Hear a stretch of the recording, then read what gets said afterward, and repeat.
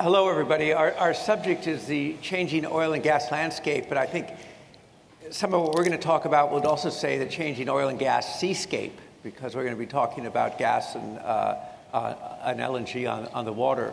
So we have an excellent group here for this discussion. Meg Gentle is the president and CEO of Tellurian and has been one of the true pioneers of the development of US LNG.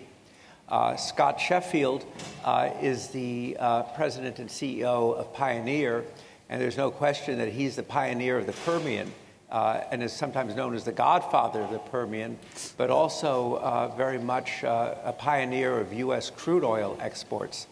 And Katie Jackson is the executive vice president of Shell for commercial and new business, and has a very broad view of what's happening in natural gas and with new energies.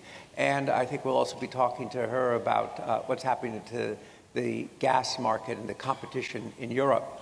So I thought I would begin with this by just talking about gas. Not so long ago, gas prices, global LNG prices, were much higher than they are today. Meg, just back from Asia, told me the latest prices are down about 60 or 70% from what they were a year and a half ago. So I'd like to just ask you all what's going on in the global gas market, and then also talk about the North American gas market from the Permian. So. Thank you, Dan, and actually everyone, thank you for having me here today. I'm honored to be joined on such a distinguished panel. But I think it's very simple. Change in the LNG market and impacts the worldwide gas market obviously is a massive increase in supply this year. So we are bringing on an additional roughly 35 million tons of new liquefied natural gas. And that is probably a 13.5% growth rate in LNG. So probably the largest expansion in any one single year. So naturally, we were expecting a downward pressure on prices, and we've seen that occur. The great news is, though, what happens when prices are low? Demand expands. And as we saw during the last time prices were low, very inelastic demand came into the market, providing a great foundation for future market stability. So, Katie, you have a global view of the market. How does the market look to you? Yeah, so I very much would concur with what Meg said. I think we still see, if you kind of moderate over time, very robust growth in LNG demand. I think we see about 4% a year all the way out to 2035. So I think it's a market that we have a lot of faith in growing appetite, driven, I think, mainly recently by increased demand in Asia. So I think despite the current price environment, it's a market where we absolutely see the need for more investment in more liquefaction capacity. And that's something that obviously we're doing through our recent announcements on LNG Canada, and also I think a PFA that we announced recently here in the US with ETE for Lake Charles. So I think we remain very positive about the future of LNG, and also I think its role in the decarbonisation journey, particularly in Asia. So, Meg, just to go back, do you see the same kind of growth in LNG? I think that I'm even more optimistic than Katie on demand growth.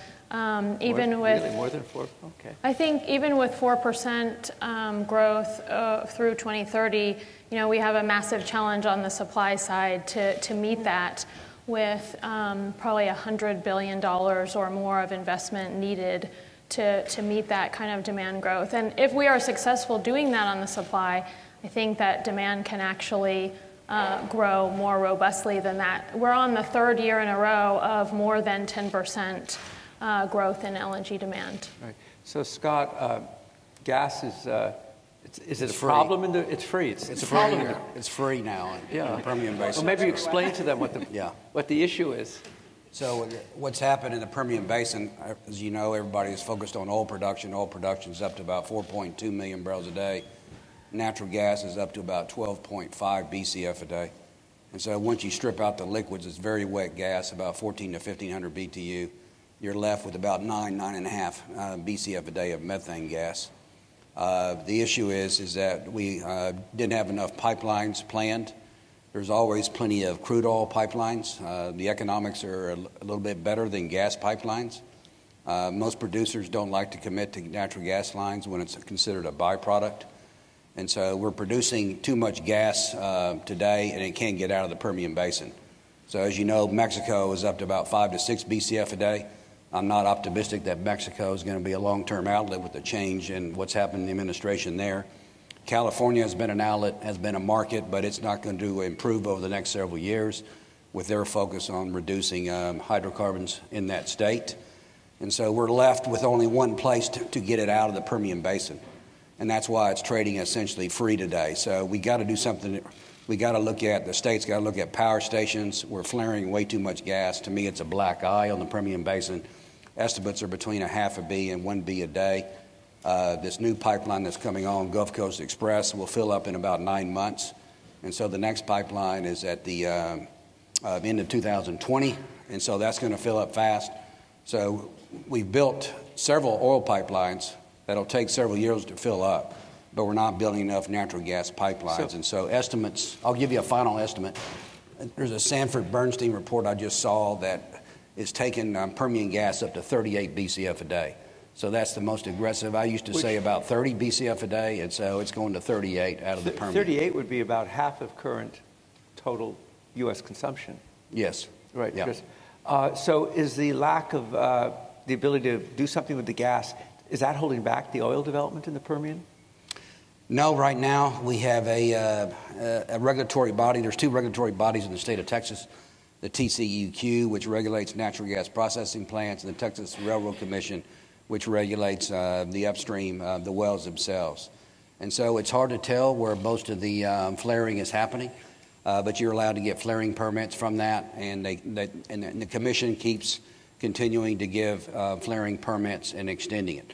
The Delaware Basin is probably the biggest issue. Then the Midland Basin, the infrastructure was already in place in the Midland Basin.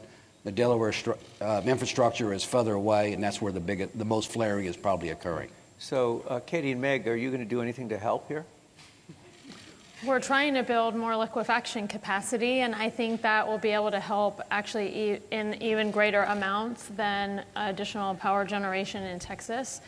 I think between the two of us, we have probably 40 million tons planned in the Gulf Coast. And that, I guess... you have a pipeline too, don't you? We have a pipeline, 600 miles from the Permian to South Louisiana. Have you started yet? We actually on Monday just began the binding open season. So we'll assess market demand and then go for permitting. And when Scott talks about 1 BCF a day that's getting flared, or half a B, whichever it is, that's about 7 million tons equivalent of liquefaction capacity. So, you know, we could be exporting that 7 million tons to markets around the world. That is enough energy to support the electricity for about 20 million homes. So in terms of the impact that can make, instead of burning it into the air, we could be using it for all of the things that we've been talking about all day. Reducing urban pollution, reducing carbon emissions, and benefiting economic growth. So, Katie, what are you going to do? Well, I would just add one comment, which is just that I think, Scott said that he doesn't feel that the current situation on the gas side is limiting the sort of rate of expansion in the Permian. But I would emphasize that I think it does put a different lens on how we particularly look at development plans and making sure that indeed we absolutely optimize to minimize any gas that's not put into pipe is pretty important, I think, actually, because I agree it is potentially a bit of a black eye for our industry. So, Meg, you have the perspective of U.S. exporter. Katie, you have the perspective of a company with a global portfolio. I'd like to ask each of you, how competitive is US LNG? How competitive is US LNG? Well, since Scott's gas is free, that's a good start. It competes everywhere around the world, head to head with any other producer. We have long, talked about other places where gas is associated with oil production, and therefore it makes that gas very competitive. And now, finally, the U.S. is in the same situation. So in the Permian, in Marcellus Utica, even in the Haynesville, we are now able to produce gas for well less than $1 an MMBTU. And on an operating cost basis, it can leave the U.S. For roughly $2.50. So, you have, okay, now a global perspective. Yeah, no, absolutely. And I think we agree that US LNG is competitive. And I think you can see that because, frankly, despite the speed of ramp up in production since 2016, US LNG is absolutely finding a home in the market.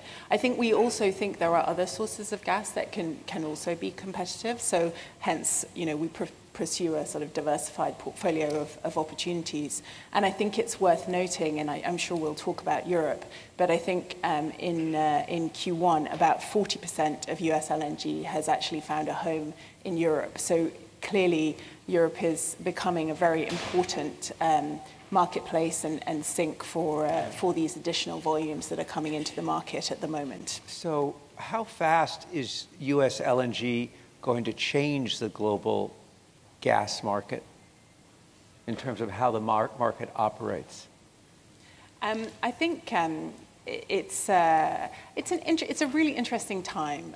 You highlighted where we are with prices and the sort of quite dramatic change in prices, and I think Meg and myself have highlighted both the additional capacity that's coming on stream in quite a short period of time, but also the demand response that we've seen.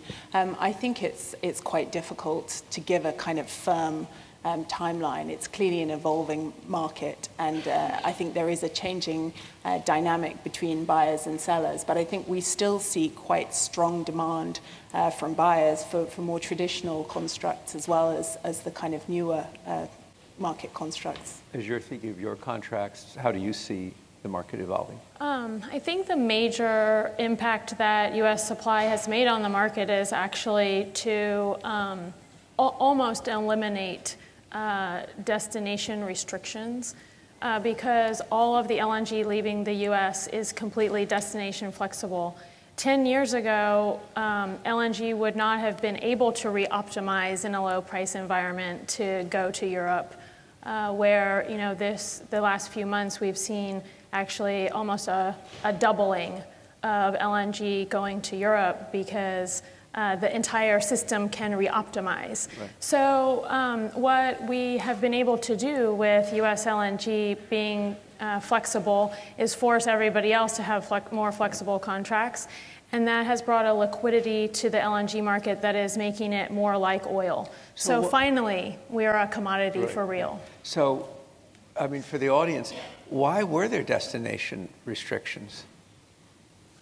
I think the industry started, 4 decades ago with very few plants.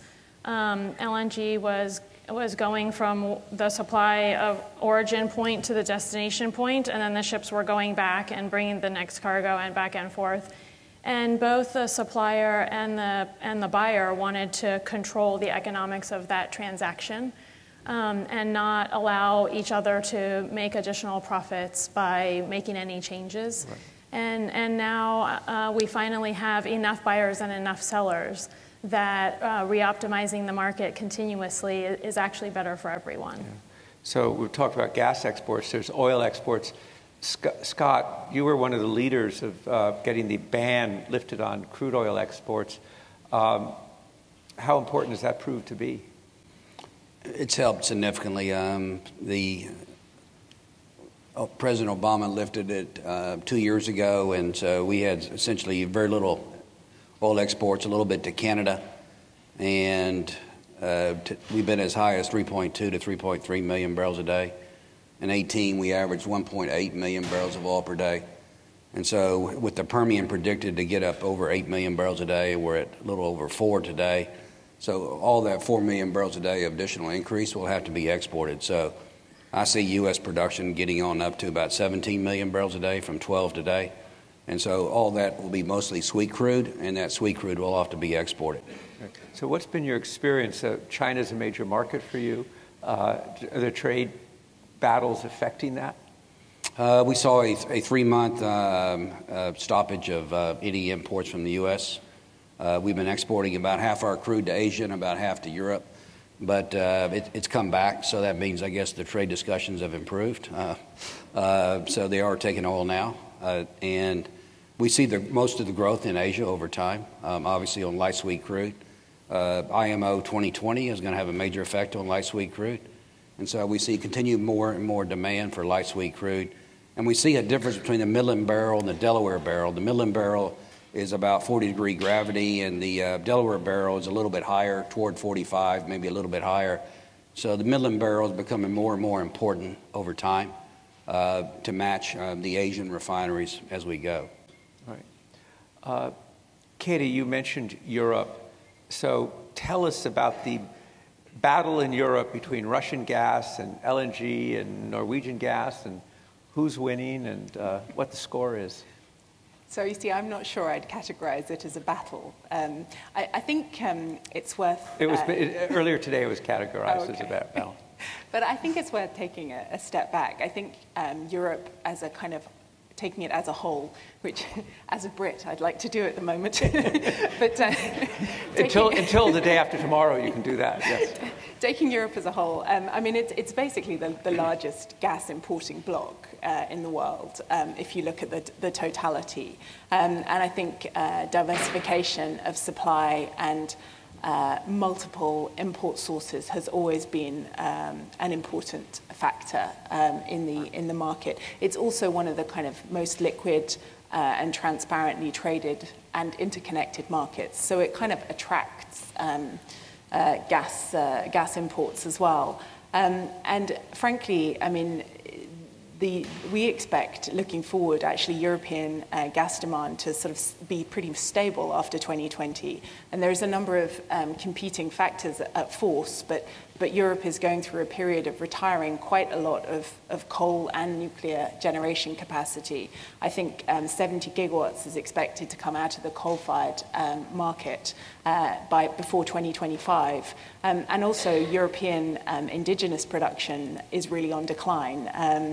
And so I think actually there's quite a lot of room for additional imports. And what we've seen over the last winter, which is quite interesting, it was quite a warm winter in Europe, and weather is obviously a huge driver of demand. And yet, despite the much higher volumes of US LNG or LNG in general coming into Europe, it was actually still a pretty strong winter for Russian gas demand as well. So I actually think that looking to Europe, it's really not about a battle. It's more about actually a market that needs a number of new import sources. And of course, it's not just Norway and Russia and US LNG. It's LNG sort of globally, but also things like the Southern Gas Corridor with new gas coming from Azerbaijan and also North Africa. So there's quite a significant number of potentially growing sources.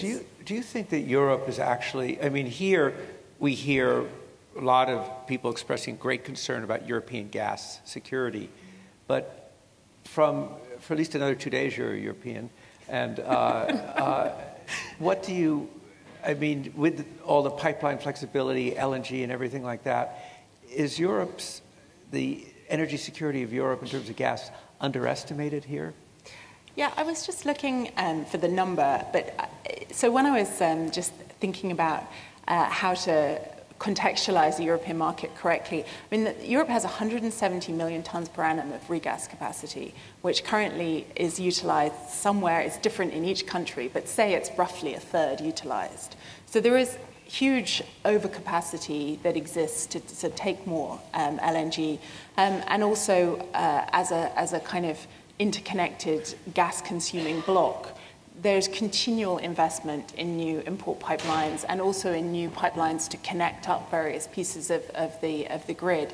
So I think clearly there is this dynamic of growing need for imports and declining indigenous gas production, but nonetheless there's also a lot of investment that's going into making sure the capacity is available to take that gas. So you mentioned new pipelines.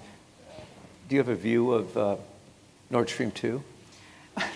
Well, I think, as you know, Shell is one of the financial partners in Nord Stream 2. And I think we do very much see it in this context of a European market that needs more reliable sources of imported gas. And Nord Stream 2 is one such route to strengthen the balance of different sources on offer. So, I mean, we look at it as a sort of commercial lens, or look at it through a commercial lens. So I think it is part of the story in terms of making sure that there is sufficient diversification of supply for the future. Right. Meg, what do you see? I mean, when you look at the European gas market, do you see it as a battle for market share, or just? I would agree with Katie, not so much of a battle. I do think, as we talked about earlier, U.S. gas competes head-to-head with other sources. And I think actually the excess regasification capacity is a source of reliability for the European market, especially as the different sub-markets within Europe try to get more and more down the renewable spectrum. And there are, numerous examples, and maybe I'll just tell a couple, but a couple of years ago, Spain had a very, very dry hydro year and not a lot of wind. So they had, over a 50% increase in LNG imports because they have the ability to bring that LNG in. So it's a good example of how natural gas is really required to be in partnership with renewables to provide the reliability that we need to provide sustainable electricity as we're making this transition. Right. Scott, I think you threw out a number before that may have passed people rather quickly. You said the U.S. goes from 12 to 17 million barrels a day. That's a big increase, but things are changing in the relationship between independent companies and the investment community, and maybe you can talk about how the paradigm is shifting.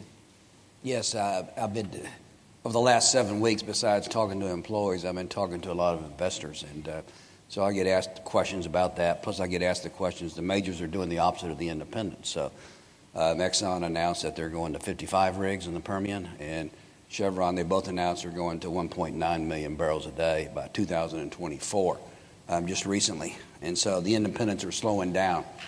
The majors are able to take cash from around the world and put back in the Permian. And so that's a change. One thing it tells me is that the Permian is the best place in the world that is open for public investment, or from public companies, excluding Saudi Arabia and other countries in the Middle East, is the best place to put capital in the world. So that's what it tells me, why Exxon and Chevron are ramping up their rig count. In the independent sector, as y'all know, we have provided most of the growth. I mean, U.S. Shell's at 8 million barrels a day of the 12, so Shell oil is 8 of the 12. We're 70 BCF a day of the 90 BCF a day of gas. And so to get there, we had to raise a lot of equity. We had to do joint ventures. We had to raise a lot of debt. And there hasn't been a great return on capital employed by the industry. So investors are basically telling everybody today, over the last few months, we want to see return on capital employed focused on, number one. We want free cash flow. So, for instance, most companies have budgeted based on $50 WTI or $60 Brent today. So Brent's at 70, WTI is up another $10 from that. And so there's been no increase in rig count. So in the past, Pioneer would probably have added 5 rigs today. We're adding 0 rigs today. So we're generating several hundreds millions of dollars of free cash flow in the independent sector today. So the change is that we'd probably be running another 100 to 150 rigs, in my opinion, in the old model. And so today we're going to give a lot more capital back in form of dividends and buybacks to the investor. So that's going to slow this growth in the Permian.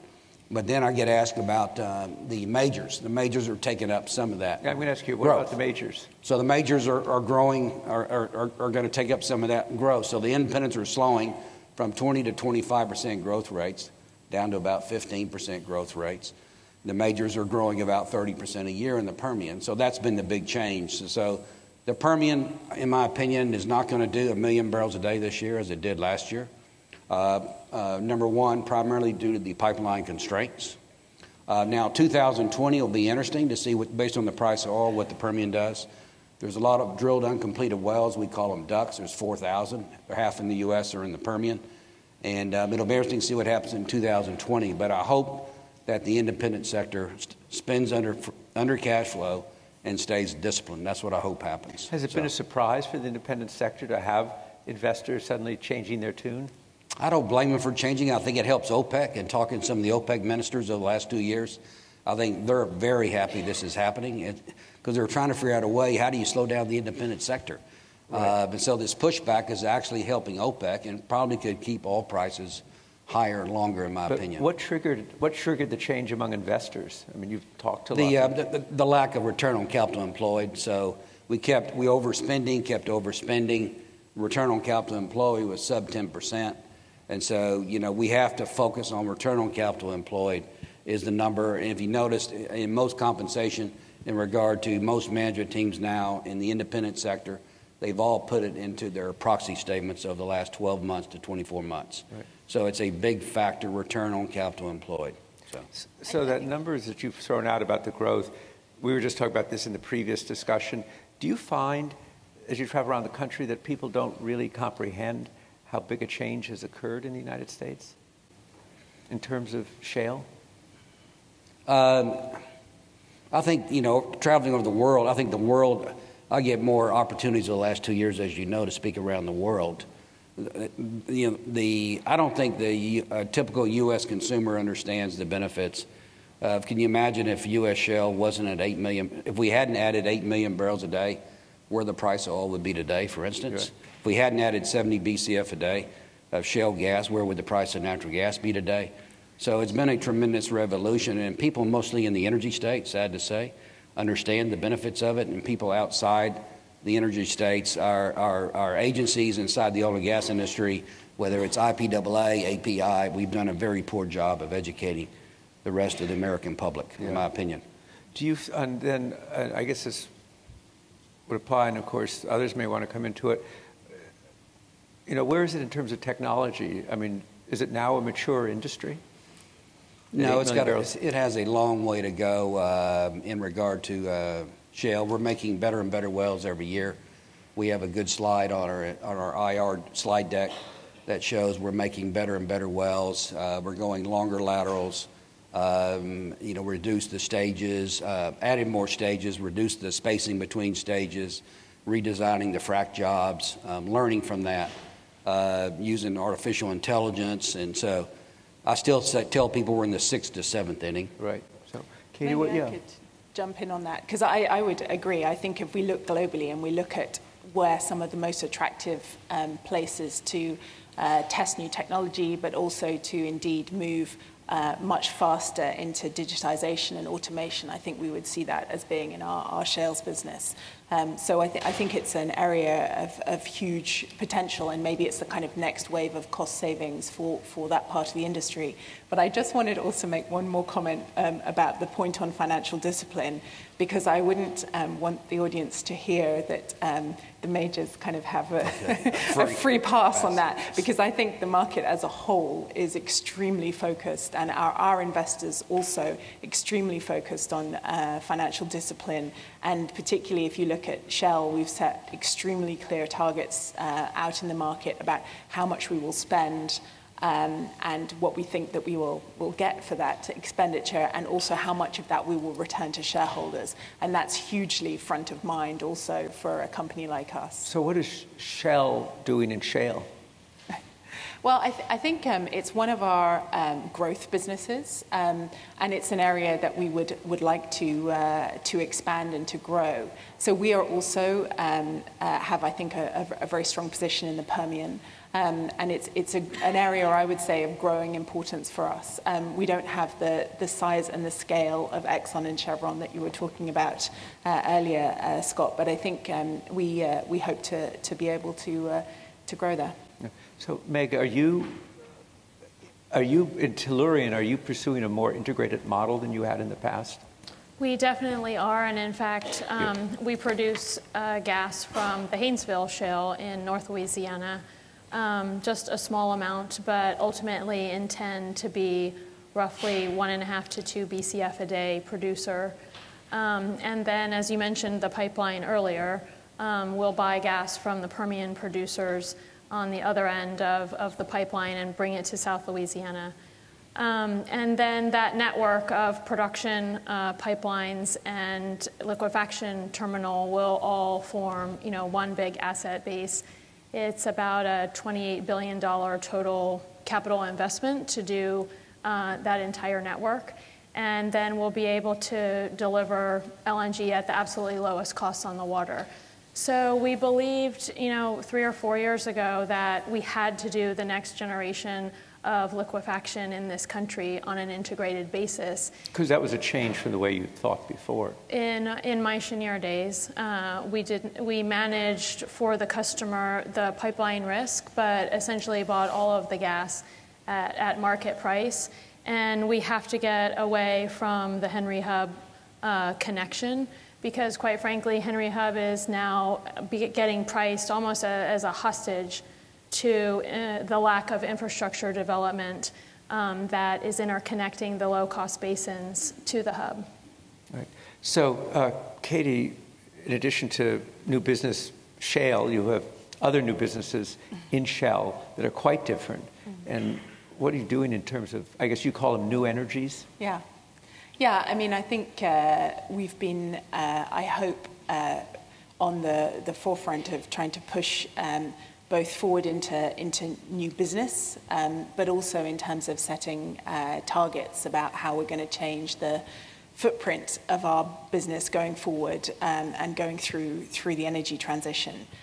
So we've set out also that we'll have new energies, so renewables, and also I think increasingly power investments as a growing part of our business. We've allocated capital to that, so $1 to $2 billion a year of expenditure, and it's a business that we're very actively looking to grow. I think it's part of our organizationally, it's part of our gas business, so it's gas and new energies. We see very much gas being at the backbone of that, and we see gas as much more than just a transition fuel, but also a future partner for renewable energies. And I think that we see, just as we see the gas business, as Meg was discussing, we see integrated value chains being important. We see the same on the new energies space, and that inevitably takes us towards power and towards having an ambition in the power space. So can you get the same kind of returns in power? I think this is early days for us across the new energies and the power space, and I think we're looking at various different business models and different ways of deploying also, I think, the experience and the know-how and the technology that we have from our current base businesses. And it's a very fast evolving space. So I think we're optimistic that we can indeed build business models that give us the resilience that we need for the future. So let me ask you about two specific things you're doing within that. What does Shell mean about zero carbon footprint? So we've set out a target to bring our net carbon footprint down by half by 2050, so halfway through this century.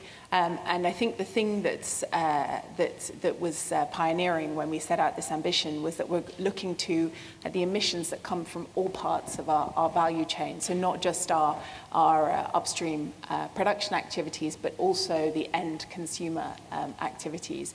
And I think it means, frankly, it is going to mean a different way of doing business, both in terms of shifting our upstream production business more towards gas, and clearly about 50% of our production currently is gas, but also then looking at both how do we apply technology to make sure we have the absolute lowest carbon footprints for all our new projects. And I think LNG Canada is a really good example of a project where we can take a lot of or minimize the carbon footprint. And then also it's about dealing with the end consumer and the carbon footprint at that point as well. And there I think we'll look at a number of different solutions. we announced earlier this week that we've made quite a lot of investments in nature-based offsets, so forestry, wetlands, these kind of projects. And we've announced that for customers in the Netherlands, in addition to buying fuel, you'll also be able to offset your carbon emissions associated with the fuel you're buying, and it's going to cost about €1 a litre. So those kind of ways of thinking about the full chain impact of our business are, I think, front of mind. I think this sort of, it used to be called carbon sinks, now nature-based solutions, and it's really come back. Obviously, that was a subject Vicky was talking about, but you've really made big commitments in terms of trees. Yes, but I think it's also important, to Scott's point, that we also need to look at our own business as well and try and minimize the footprint associated with the upstream as well. So we've also been, I think, quite proactive on methane emissions and on, I think, as an industry, how we need to get more zero tolerance in terms of our own the footprint we create. So Scott, let me ask about methane or methane. You say methane, I say methane. What do you, how does Pioneer, where are you on what to do about methane? Yes, we've actually looked at what we're flaring. It's almost minimal in the Midland Basin. As I said, we have infrastructure in place. And so in whole, I think it's a combination. You got to bring the midstream companies and the producers in the Permian together to build more pipelines. And so most of the upstream companies are unwilling to help make minimum volume commitments on these pipelines. So that's why these pipelines are not being built. And so most midstream companies want 75% commitment of producers to commit volumes on those pipelines. And so you have to do something to bring those two together. Number one, you got to look at maybe installing gas-fired power plants out in the Permian Basin and moving that electricity to other areas since it's free.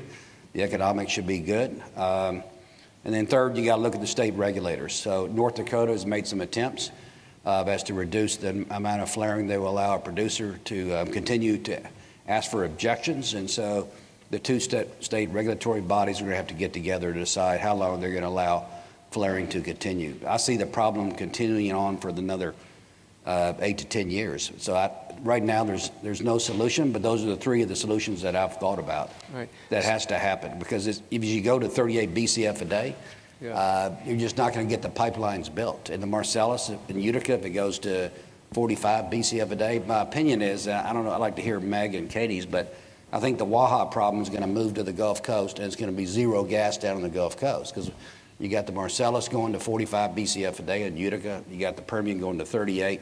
There's only one place that can go. It's all going to the Gulf Coast, and it's all got to get out. We're not building enough LNG plants. So Scott has given you both a question.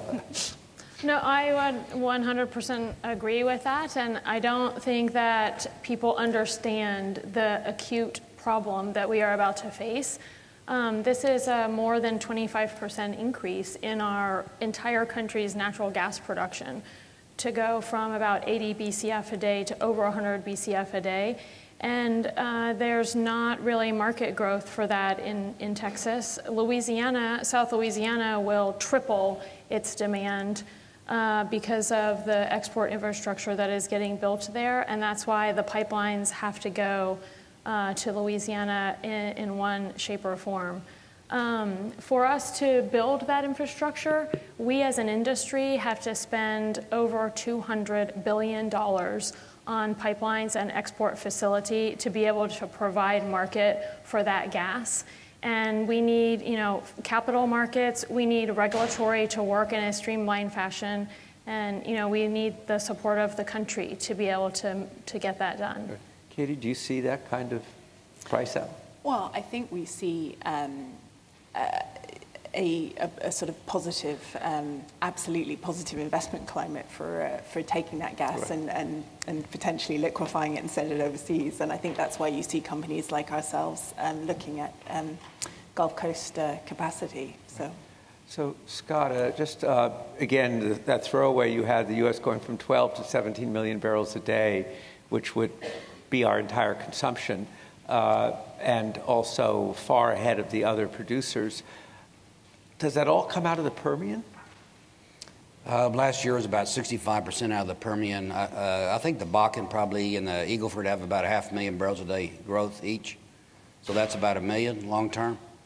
And then the Permian's got about 4 million. So so Permian's going to stay it'll move to 75-80% of the growth in the future.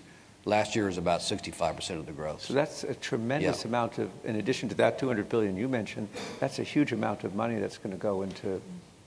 And as you know, we passed water recently, so in the Permian Basin. So yeah, what he's saying is that a couple of years ago I was with Scott, and he said to a group of Europeans, "You don't mind if I tell the story?" He said, and Middle Easterns too. Yeah, he said that the Permian was going to be bigger than war, and they got really worried. These European diplomats. He said it's going to be bigger than war. So I translated that he was speaking Texan. He was saying Gawar, which is the Saudi oil field. Yeah.